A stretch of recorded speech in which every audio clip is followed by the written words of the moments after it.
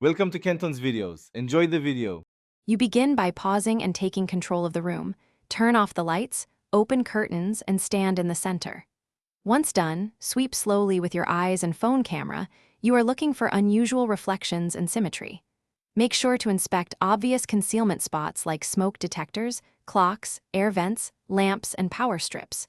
Use a flashlight angled across surfaces to catch tiny lenses. This works because camera glass reflects light differently than plastic or fabric.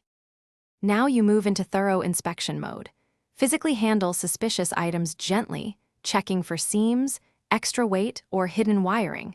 Small cameras often need power or a hole for a lens. Once done, sweep the space with an RF detector to catch active transmitters and watch for LEDs or blinking indicators. Make sure to scan the Wi-Fi network with a phone app for unfamiliar device names or multiple devices with generic labels. These clues often reveal streaming or hotspot cameras. Finish by documenting everything. Photograph suspicious items with timestamps on your phone so you have a record. If you find a camera, make sure to notify the host and the booking platform immediately and move to a safe place. Preserving evidence and reporting quickly protects you and others.